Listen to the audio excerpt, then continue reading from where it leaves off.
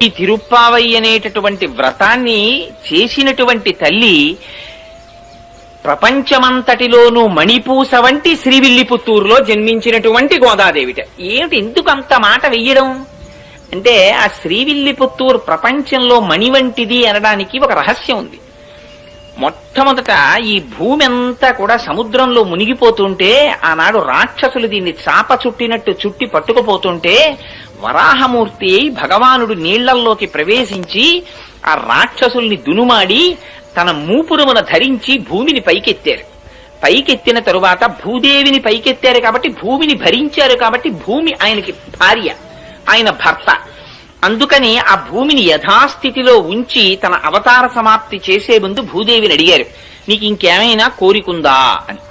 అడిగితే భూదేవి ఆనాడు ఒక కోరిక కోరింది. స్వామి, నువ్వు ఇవాళ ఏ రూపంలో ఉన్నావో అదే రూపంతో నాతో కొంతకాలము పాటు గడపవలసినది అని అడిగింది. తప్పకుండా అలాగే గడుపుతానని ఆదివరాహమూర్తి అవతారములో ఉన్నప్పుడు భూదేవితో కలిసి దక్షిణ భారతదేశంలో ఇప్పుడు శ్రీవిల్లిపుత్తూర్ అన్న క్షేత్రము ఎక్కడుందో అక్కడ ఉన్న అడవులలో స్వామి భూదేవితో కలిసి తిరుగుతుండేవాట. భగవానుడు ఎక్కడ ఏ రూపంలో ఉన్న యోగులు గుర్తిస్తారు. అందుకని అవతారమును దాల్చి, అంటే అక్కడే ఉన్నాడా, అంతటా ఉన్నవాడు అక్కడ కనబడతాడు. ఇప్పుడు కరెంట్ ఉంది, కరెంటు ఇదంతా కరెంట్ ఉంది, తీగలంతా కరెంట్ ఉంది, కానీ ప్రస్ఫుటంగా ఎక్కడ కనపడుతోంది? ఈ లైట్ లో కనపడుతోంది. అంటే ఈ లైట్ లోనే కరెంట్ ఉందండి, ఆ తీగల్లో కరెంట్ లేదంటే ముట్టుకుంటే తెలుస్తుంది. అందుకని ముట్టుకోకూడదు. ఇక్కడ ఇలా దీపం ఉంది కాబట్టి ప్రస్ఫుటంగా తెలుస్తోంది విద్యుత్ ఉందని. అంత మాత్రం చేతి ఇదంతా లేదనే, ఆ వైరంతా ఉంది విద్యుత్తు. అలా ఒక్కొక్క నాడు భగవానుడు ఒక్కొక్క చోట అవతారమూర్తి ప్రస్ఫుటంగా కనపడతాడు. అలా ఆదివరాహమూర్తిగా ఆయన అరణ్యములలో సంచారము చేస్తున్నప్పుడు యోగులందరూ అక్కడికి చేరారు. చేరి వాళ్ళు భూదేవి సహిత ఆదివరాహ స్వామిని చాలా కాలము పాటు సేవ చేశారు. ఇలా ఈ విషయం తెలిసి మునులు, మహర్షులు, ఋషులు, యోగులు అన్ని లోకాల నుంచి అక్కడికి చేరిపోయారు. చేరిపోవడంలో అదొక పెద్ద పట్టణం అయిపోయింది. అదొక పెద్ద పట్టణం అయిపోయిన తర్వాత క్రమక్రమంగా ఆదివరాహమూర్తి యొక్క స్వరూపాన్ని చూసి ఆయన అవతార పరిసమాప్తి చేయవలసినటువంటి సమయం వచ్చింది. అందుకని ఋషుల నోటి వెంట ఒక మాట వచ్చింది, స్వామి నువ్వు ఆదివరాహమూర్తిగా కాకుండా వేరొక స్వరూపంతో కనపడు అని అడిగారు. అడిగితే ఆయన వెంటనే వటపత్రశాయిగా మారారు. మారి ఆ ఆదివరాహమూర్తి యొక్క స్వరూపం ఆ వైకుంఠనాథుడిలోకి చేరిపోయింది. చేరి ఆయన శ్రీవైకుంఠానికి వెళ్ళిపోయారు. భూదేవికి, భూమి యొక్క అధిష్టాన దేవత అయినటువంటి భూదేవి కూడా ఆయన పాదముల దగ్గర కూర్చుని పాదములు ఒత్తుతూ ఉంటుంది. అలా వెళ్లిపోయే ముందు ఒక విచిత్రం జరిగింది. ఋషులందరూ అక్కడ ఉండి భగవానుడున్నాడని యాగాలు చేస్తుంటే వెంటనే అక్కడికి రాక్షసులు వచ్చారు. ఇవి రెండు ఎప్పుడూ చేరుతాయండి భగవానుడున్న చోట. అందుకే భగవానుడికి సూర్యుడు చంద్రుడు కళ్ళు. రాక్షసులు ఉంటారు, భక్తులు ఉంటారు ఒకే చోట. ఆ రాక్షసుల పట్ల సూర్యుడనే కన్నుతో చూస్తుంటాడు తేజోవంతంగా, భక్తుల పట్ల చంద్రుడనే కన్నుతో చూస్తుంటాడు ప్రశాంతంగా. అందుకే గోపికలు పూర్ణచంద్రుడి వంటి ముఖంతో ఉన్నారంటే భగవంతుని యొక్క అనుగ్రహాన్ని పొందారు వాళ్ళు.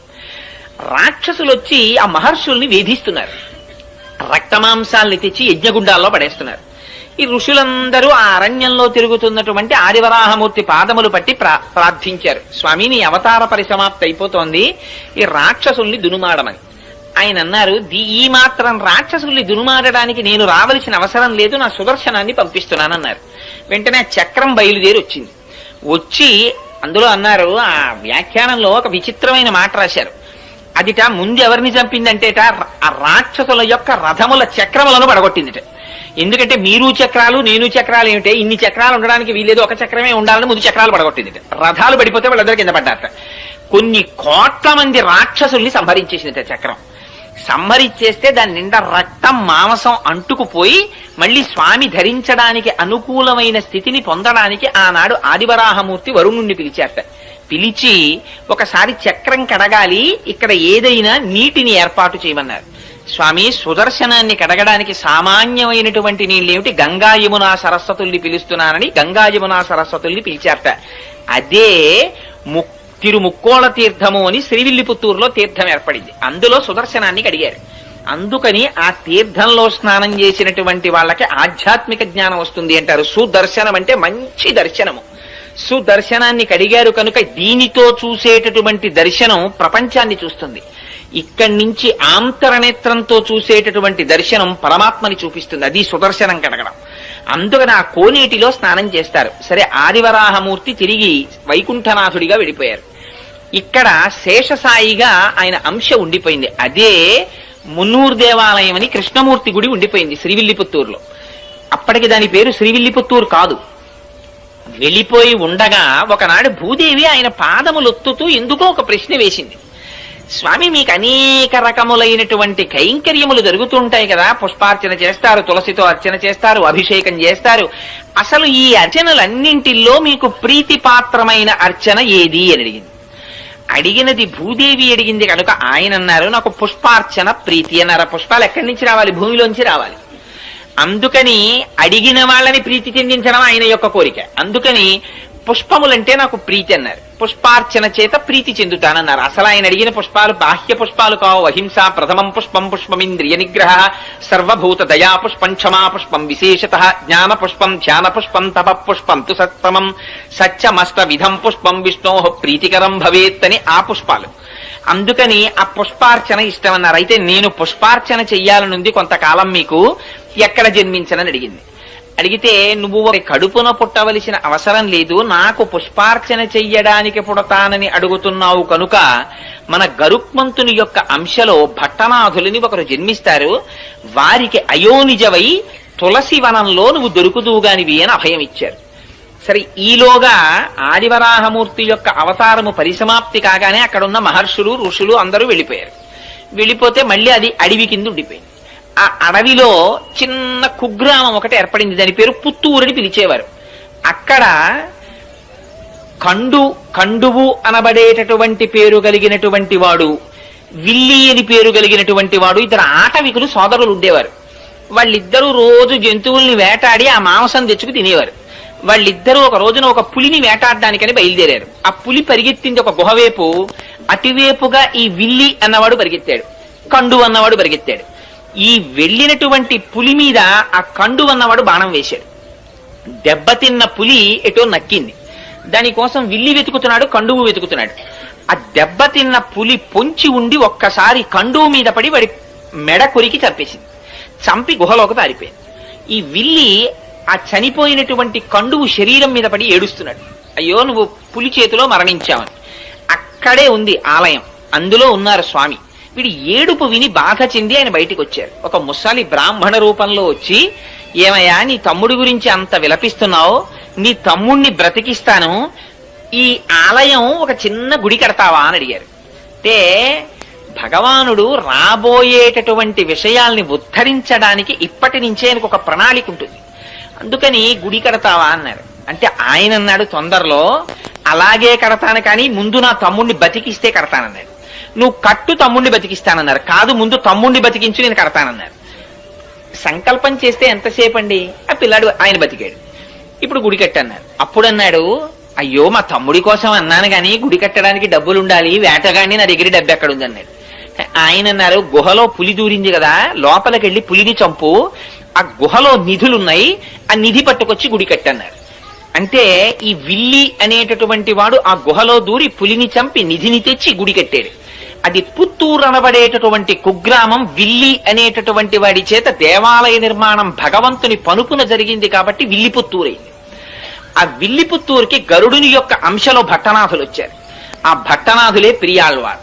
ఆ పెరియాళ్వార్ ఒకనాడు పుష్పవాటిక పెంచుతుండగా తులసివనంలో భూదేవి యొక్క అంశలో ఆ గోదాదేవి ఆవిర్భవించింది. ఆవిర్భవిస్తే ఆ పిల్లని చూశారు ఆయన. అయ్యో చిన్న పిల్ల ఈ పొదలో దొరికింది అని, ఆయనకి ఏది పూల మొక్కలలో దొరికినా అది కూడా పువ్వే. అందుకని పట్టుకెళ్లి కృష్ణుడు గుళ్ళో పెట్టేశారు. పెట్టేస్తే అశరీరవాణి పలికింది. పైగా అక్కడున్న భక్తులలో ఒకరి మీదకి ఆవహించి ఆనాడు శ్రీ మహావిష్ణువు మాట్లాడారు. నా అనుగ్రహవశం చేత అయోనిజగా జన్మించింది ఆవిడ భూదేవి అంశ, కన్న తండ్రిలా నువ్వు పాలించన్నారు.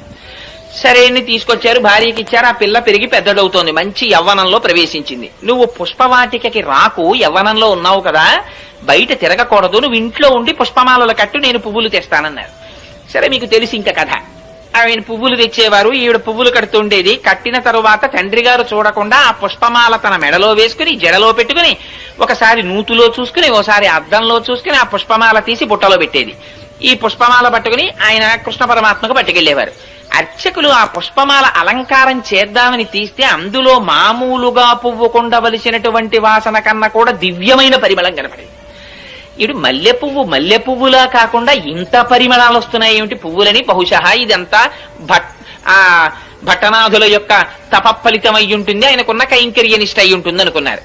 ఏమిటి ఇంత వాసన అర్చకులు మార్చి మార్చి ఆ పూలదండని చూస్తుంటే అందులో దీర్ఘకేశం కనపడింది. అంటే పొడుగాటి వెంట్రుక. ఆ పొడుగాటి వెంట్రుక చూసి ఇది స్త్రీలదే అని గుర్తించారు.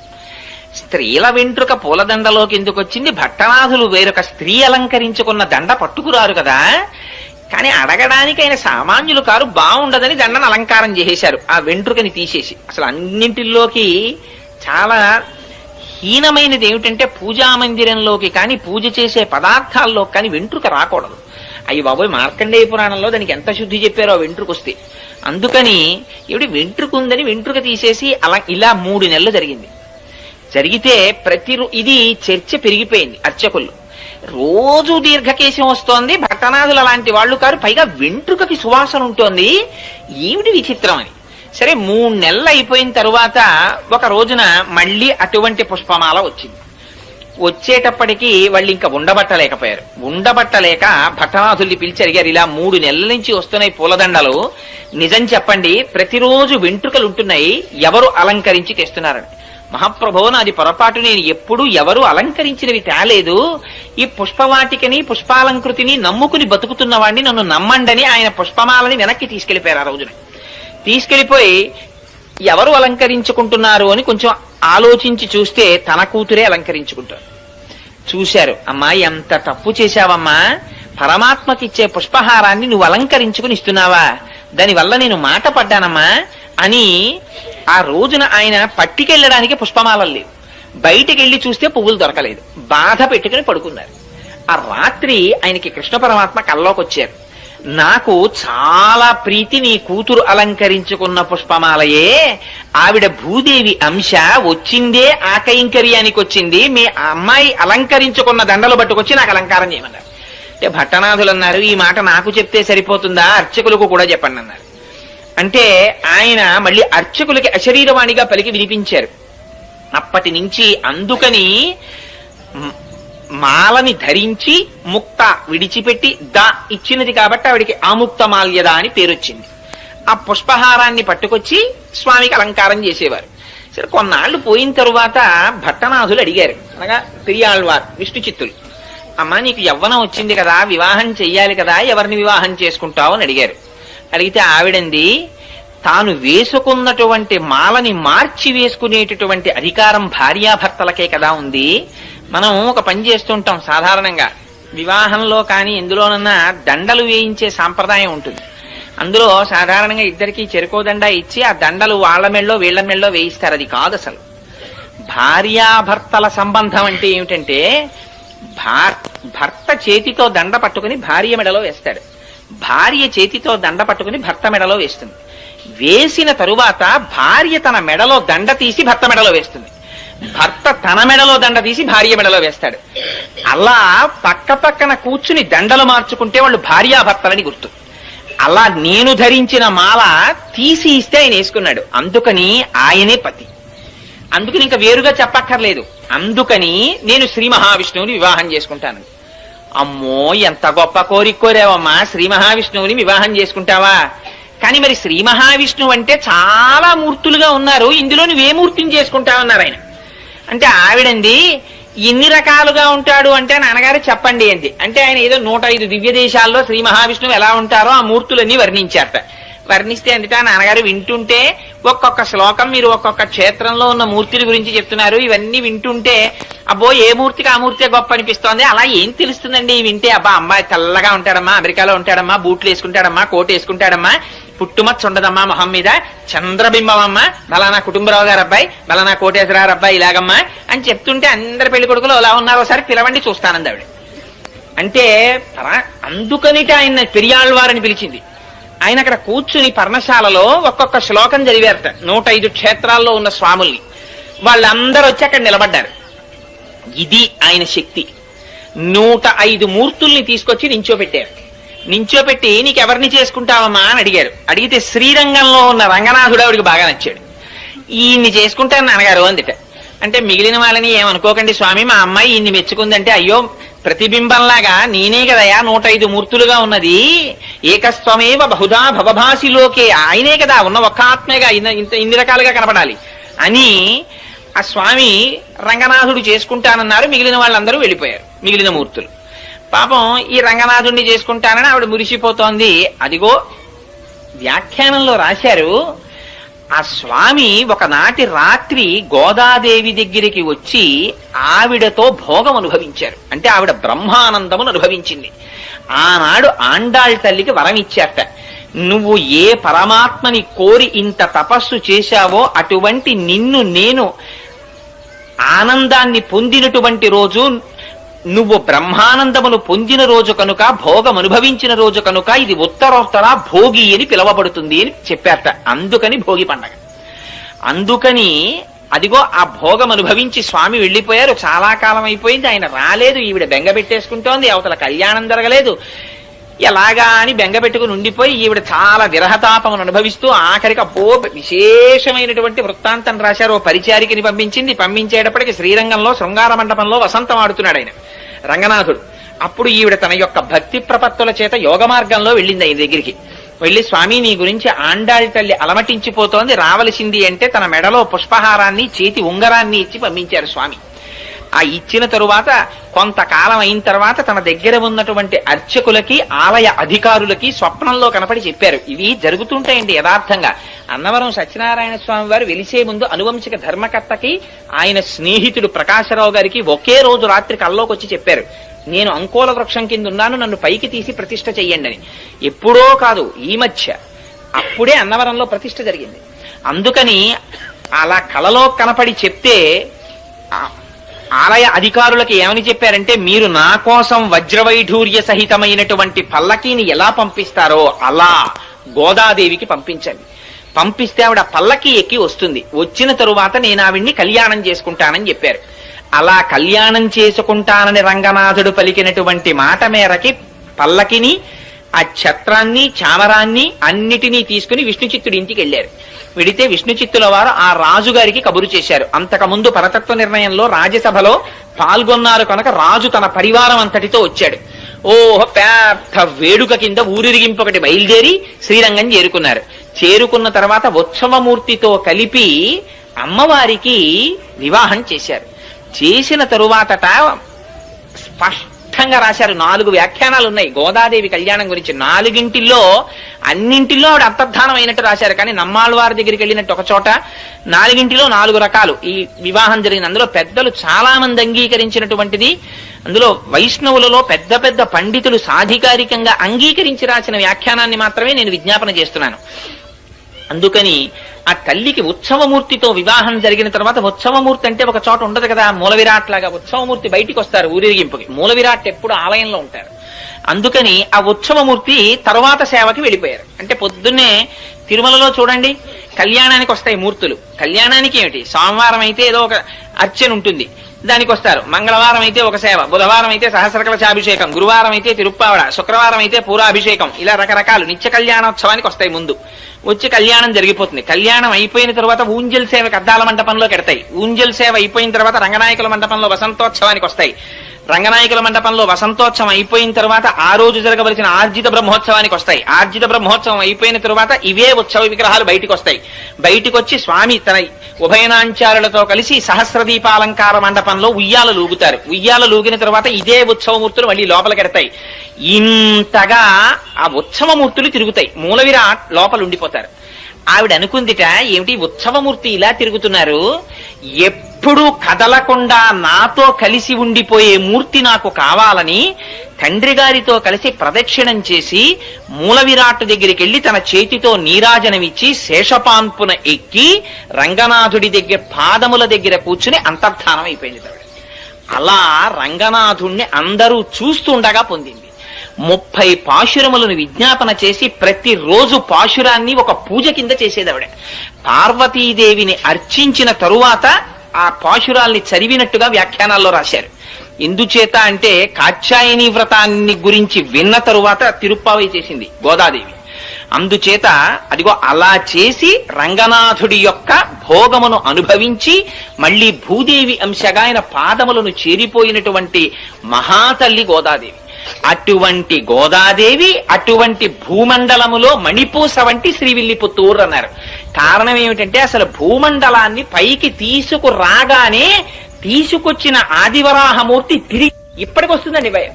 ఊరే పెద్ద పెద్ద తిథులలో శ్రీవిల్లిపుత్తూరు నుంచి మాల వస్తుందో నాడు నేను తిరుమలలో ఏదో ఒక చాలా సేవలు పరమాత్మ చేయించాడు కాబట్టి నాకు ఆ సేవ జ్ఞాపకం లేదు, కానీ ఒక సేవ జరుగుతుండగా శ్రీవిల్లిపుత్తూరు నుంచి మాల వస్తుందన్నారంటే నేను ఆ మాల కోసం అక్కడ నిలబడి ఎదురు చూసి దర్శనం చేశాను. శ్రీవిల్లిపుత్తూరు నుంచి తీసుకొస్తారు. ముందు రోజు శ్రీవిల్లిపుత్తూరులో అమ్మవారికి అలంకారం చేసి మరునాడు ఉదయం తీసేసిన మాలని ప్రత్యేక వాహనంలో తీసుకొస్తారు తిరుమల. తీసుకొచ్చి అలంకారం చేస్తారు స్వామికి ఇప్పటికీ తిరుమలలో. ఇవన్నీ వెళ్ళి పూలబావిలో వేస్తారు. ఒక్క వెంకటాచలంలో మాత్రం స్వామికి అలంకారం చేసిన పుష్పాలని చేతిలో పెట్టరు ప్రసాదంగా.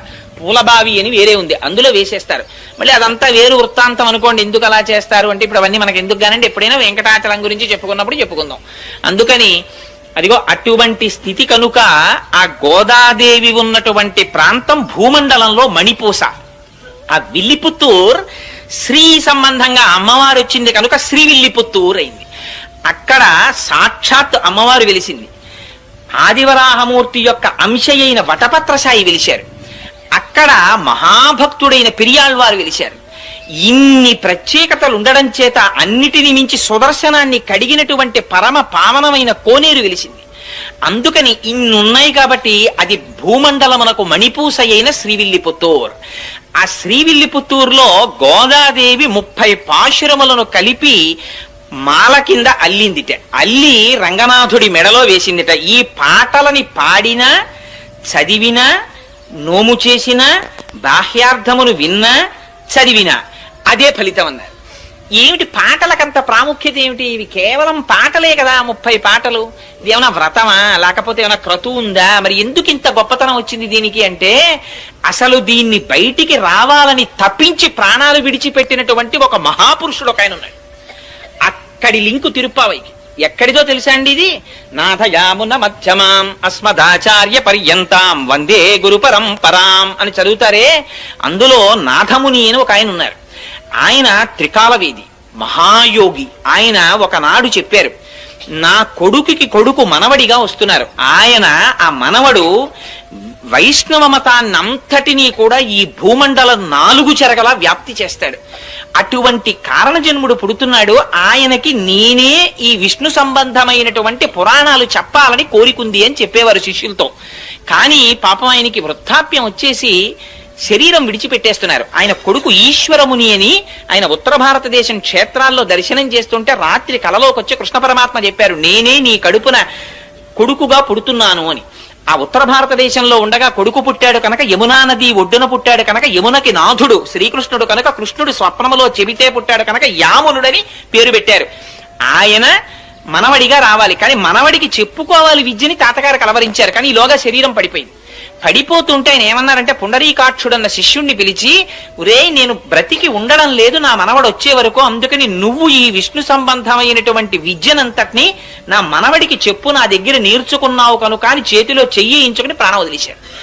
ఈ విరూపాక్షుడు కూడా పెద్దవాడైపోయేటప్పటికీ కూడా ఇంకా యామునాచార్యుల వారు తయారు కాలేదు. అందుకని ఆయన శరీరాన్ని విడిచిపెట్టేస్తూ తన శిష్యుడైనటువంటి శ్రీరామమిశ్రుడిని పిలిచి చేతిలో చెయ్యించుకుని యామునాచార్యుల వారికి విద్య నేర్పమని ఆయన ప్రాణం విడిచిపెట్టేశారు. తీరా నిజంగా యామునాచార్యుల వారు పుట్టి పెరిగి పెద్దవారవుతున్న సమయంలో ఈశ్వరముని ప్రాణం వదిలిపెట్టేశారు. ఈ యామునాచార్యుల వారు చదువు నేర్చుకోవలసి వస్తే ఇంత ఏర్పాటు చేస్తే చిట్ట చివరికి కాంచీ నగరానికి వెళ్ళి అక్కడ ఒక మహానుభావుడు ఉండేవాడు మహాభాష్య భట్టు అని, ఆయన దగ్గర చదువు నేర్చుకుంటున్నారు. ఎంత చిత్రం జరిగిందంటే ఆ కాంచీ పట్టణాన్ని ఏలేటటువంటి రాజు ఒక ఆయన ఉండేవాడు. ఆయన దగ్గర ఒక పెద్ద ఆస్థాన పండితుడు ఉండేవాడు. ఆయన పేరు విద్వజ్జన కోలాహలుడు. ఆ విద్వజ్జన కోలాహలుడు దేశంలో ఎవరినైనా ఓడించాడు విద్యలో. ఆయన అందుకని రాజుగారిని అడిగాడు, నాకు అందరిలా నువ్వు గ్రామాలు అవి ఇస్తే కుదరదు, అగ్రహారాలును, పండితుల దగ్గర పన్నులు వసూలు చేసుకో బతుకుతాను నేను. ఎందుకని ఆ పండితులు నాతో ఢీ కొట్టలేకపోయారనడానికి గుర్తుగా. సరే అలా వసూలు చేసుకోమని శాసనం చేశాడు రాజు. ఆ విద్వజ్జన కోలాహలుడు అందరి దగ్గర పన్నులు వసూలు చేసేవాడు. పండితుడు అన్నవాడు అందరూ పన్ను కట్టాలి ఆయనకి, ఎందుకంటే ఆయన ఓడించలేరు కనుక. యామునాచార్యులు వారు చిన్న పిల్లాడిగా మహాభాష్య భట్టు దగ్గర చదువుకుని వీధరుగు మీద కూర్చొని సంధ్యావందనం చేస్తున్నారు. రోజున సైనికులు వచ్చి ఈ మహాభాష్య భట్టు గురించి చాలా తక్కువ చేసి మాట్లాడారు. పన్ను కట్టలేదు విద్వజ్జన కోలాహలుడికి, తీసుకెళ్లి కారాగారంలో బారేస్తాం. గురువుగారు ఇంట్లో లేరు. యామునాచార్యులు వారు అడిగారు, ఎందుకు కట్టాలరా మీకు పన్ను అని. అంటే మా గురువు గారు విద్వజ్జన కోలాహలుడు, ఆయన ముందు ఏ పండితుడు నిలబడలేరు, మీ గురువు గారు నిలబడలేకపోయారు, అందుకు పన్ను కట్టాలన్నారు. అంటే ఈయనన్నారు, యామునాచార్యుల వారు చిన్న పిల్లాడండి, 7 ఏళ్ళు 8 ఏళ్ళు ఉంటాయి అప్పటికాయనకి. ఆయన అన్నారు, మా గురువు గారు మీ గురువు గారికి పన్ను కట్టడం ఏమిట్రా, కట్టడు, అంత అహంకరించున్నాడా మీ గురువు. నేను 2 శ్లోకాలు ఇస్తున్నాను, వీటిని పట్టుకెళ్ళి మీ గురువుకు చూపించని ఓ తాళపత్రాన్ని తీసి దాని మీద 2 శ్లోకాలు రాసి ఇచ్చారు. నేను పండితుణ్ణి కాను, నేను కవిని కాను, నేను వినయము చేత సుసంపన్నుణ్ణి, కానీ ఎదురు తిరిగిన వాళ్ళ కొమ్ములు విరిచేసే మేటిగాడిని అని పద్యాలు రాశారు. అసలు ఇది పట్టుకెళ్ళి విద్వజ్జన కోలాహలుడికి చూపించారు. చూపిస్తే ఆయన ఆశ్చర్యపడి, ఎవడరా బుడతాడు నా మీద ఇంత పద్యాలు రాశాడా, వాడిని తీసుకురండి అన్నారు. అంటే భటులు వెళ్ళారు. వెళ్ళి ఏదో ఈడ్చుకొస్తామని పెడితే ఆయన అన్నాడు, పండితుడికి పండితుల పట్ల ప్రవర్తించే విధానమే తెలియని దౌర్భాగ్య దేశం రా ఇది, ఇలాగా ఎదిరించిన పండితుడిని తీసుకెళ్దాం, గౌరవంతో తీసుకెడితే వస్తానని చెప్పు మీ గురువుకి అన్నారు. ఏమిటో చిన్న పిల్లాడేమిటి ఇలా మాట్లాడడం ఏమిటని పల్లకి పంపించారు రాజుగారు. ఎక్కించి వస్తున్నారు. రాత్రి రాజుగారు రాణిగారితో కలిసి పడుకునో మాట అన్నారట, ఎంత చిత్రమో చూసావా, ఇన్నాళ్ల నుంచి విద్వజ్జన కోలాహలుణ్ణి ఎదిరించిన వాడు లేడు, ఇన్నాళ్లకు బుడతడు ఎదిరిస్తున్నాడు. అంటే ఆవిడెందుట ఏమో బుడతడని ఎందుకు అనుకోవాలి, ఏ పుట్టలో ఏ పాముందో, మీ దగ్గర ఇన్నాళ్ల నుంచి ఉన్న రాజగురువు ఓడిపోయే రోజు దగ్గరికి వచ్చిందేమో అంది. అంటే ఆయన అన్నట్ట, ఎంత మాట అన్నావు, విద్వజ్జన కోలాహలుడు ఓడిపోవడమా, అలాగే ఓడిపోతే నేను ఒక్కనాటికి ఊహించలేనన్నాడు. అంటే భార్య ఏమి ఎందుకు ఊహించలేరు, గెలిస్తే ఏమి ఇచ్చేస్తానని, అర్ధరాజ్యం ఇచ్చేస్తాను ఆ పిల్లాడికి అన్నాడు. సరే చూడండి ఆ పిల్లాడు గెలుస్తాడని. మరునాడు ఆ పిల్లాడు దిగాడు పల్లకీలోంచి. ఆయన కర్మ ఏమిటో విద్వజ్జన కోలాహలుడికి ఒక్క విషయం జ్ఞాపకానికి రాలేదు ఆ రోజున. వాదనలో ధియోయోన ప్రచోదయాత్, అహంకారం చేత అజ్ఞానం చేత ఆవరించి ఉన్న విద్య నశించిపోతుంది. ఆ భగవంతుని యందు శిరస్సు వంచడం తగ్గిపోయి ఇదంతా నా ప్రజ్ఞ అని ఇలా చూపించుకోవడం మొదలు కాగానే మేఘాలు కమ్మినట్టు కమ్ముతుంది పొర. ఆవిడ అనుగ్రహం ఒక్కసారి వెనక్కి వెళ్ళిందా, ఇప్పటి వరకు నేను పండితుడిని అన్న వాడికి స్ఫురత్ పోతుంది. ఆ టైంకి అది జ్ఞాపకం రాదు, చాలు వాడు బ్రతుకు. ఇక వేదిక మీద అంతకన్నా భయంకరమైన స్థితి ఇంకోట్లేదు. స్ఫురత్ ఆవిడ, ప్రచోదయాత్ ఆవిడ. అందుకని జ్ఞాపకానికి రాలేదు, ఓడిపోయాడు. రాజు సంతోషంగా అర్ధరాజ్యం ఇచ్చేశాడు యమునాచార్యుల వారికి. చిన్న పిల్లాడు, రాజ్యం వచ్చింది, హాయిగా పాలించుకుంటున్నాడు, యుక్త వయస్సు వచ్చేసింది, పెళ్లి చేసేసుకున్నాడు, బయటికి రాడు, సంతోషంగా కాలం గడిపేస్తున్నాడు. ఇక్కడ ఈ శ్రీరామమిశ్రుల వారు ఆయన ముందున్నటువంటి పుండరీకాక్షుడి యొక్క గురువు గారైనటువంటి పాపం ఆయన ఇచ్చినటువంటి మాట మేరకి ఆ నాథమునుల యొక్క కోరిక తీర్చడానికి ఈ కుర్రాడికి వైష్ణవ మంత్రాన్ని వైష్ణవ విజ్ఞానాన్ని అందించాలని చెప్పి పాపం ఈయన కూర్చున్నాడు. ఈయన బయటికి రాడు, ఆయన ముసలాడైపోతున్నాడు. ఎలాగరా ఈ పిల్లాన్ని రక్షించడం అని రోజు వెళ్ళి రాజుగారిని అడిగేవాడు. రాజుగారిని ఒక్కసారి దర్శనం ఇప్పించండి. అడిగితే దర్శనం కుదరదు, నేను చాలా ఇబ్బందిలో ఉన్నాను, ఇప్పుడు చాలా రాచ వ్యవహారంలో ఉన్నాను, వెళ్ళిపోమనేవాడు.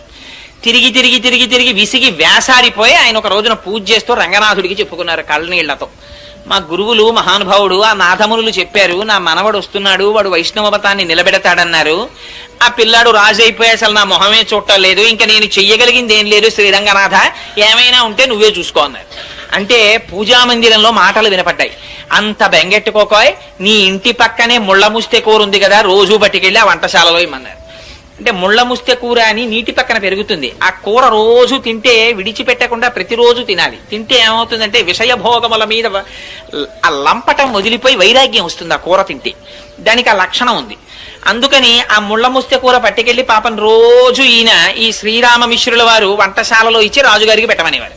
ఆ వంటవాడిని ఏదో మంచి చేసుకుంటే ఆయన వండేవాడు, విస్తట్లో వేశాడు. రాజశాసనం ఏమిటంటే వడ్డించేటప్పుడు వంటవాడు రాజుతో మాట్లాడకూడదు. అందుకని ఈయన వడ్డించడమే అంతే, పులుసో అంటే వేయడమే, అంతేగాని పులుసు బాగుందా అని అడగకూడదు. అందుకని ఆయన వడ్డించేవాడు, ఈయన తింటుండేవాడు.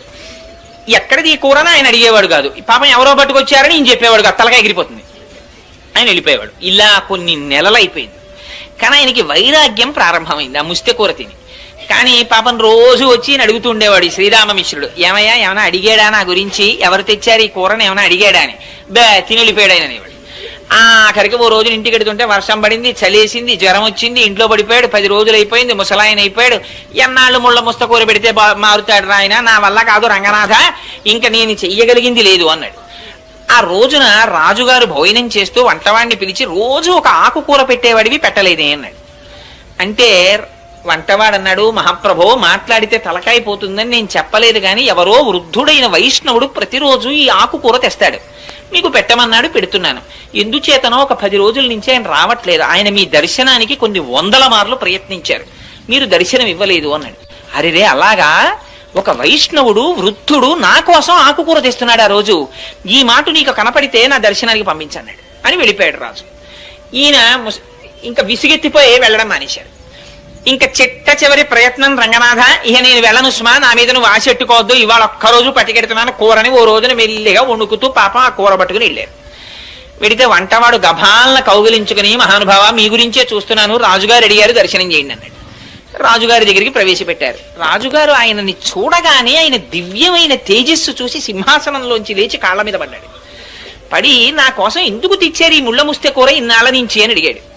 అడిగితే, ఏమీ లేదండి, మీ తాత ముత్తాతలు పెద్ద నిధి ఒకటి సంపాదించి పెట్టారు, దాన్ని మీకు ఇమ్మన్నారు, ఎలాగో అలా మీ దర్శనం అయితే ఆ నిధి మీకు అప్పచెప్పేద్దాం, పెద్దవాడిని అయిపోతున్నాను కదా అని మిమ్మల్ని అడుగుదామని ఏదో ఒక అనుబంధం పెట్టుకోవడానికి కూర తెచ్చాను అంటే రాజన్నాడు, అయ్యో దానికి ఉంది, ఇప్పుడే సైన్యంతో వచ్చేసి ఆ నిత్య తెచ్చేసుకుంటాను, ఎక్కడుంది చెప్పండి అన్నాడు. అంటే అబ్బాయి అలా కుదరదు రాజా, దానికి ఒక చిన్న షరత్ ఒకటి ఉంది, కొంచెం మీరు భగవద్గీత 18 అధ్యాయాలు చదివేస్తే తీసుకెళ్లి మీకు ఆ నిధి ఇచ్చేస్తామన్నాడు. భగవద్గీత అప్పటికి ఆయనకి కూడా ఈ కూర తిని తిని తిని తిని తిని అసలు నేను ఎందుకు వచ్చానన్న వైరాగ్యం ప్రారంభమైంది. అందుకని ఆ భగవద్గీత ఎవరో మళ్ళీ నేను కొత్తగా పండితుడిని ఎక్కడ చూసుకుంటాను, మీరే చెప్పకూడదా రోజు అన్నాడు. అంతకన్నా భాగ్యమా మహానుభావ, నాథమునుల కోరిక తీరుతుందని ప్రతిరోజు వచ్చి 18 అధ్యాయాలు చెప్పాడు. పూర్ణమైన వైరాగ్యం వచ్చింది రాజుకి. ఇప్పుడు చూపిస్తారా నిధిని అని అడిగాడు. ఆ రోజు కోసమే ఎదురు చూస్తున్నాను మహారాజా, రెండని తీసుకెళ్లాడు శ్రీరంగానికి.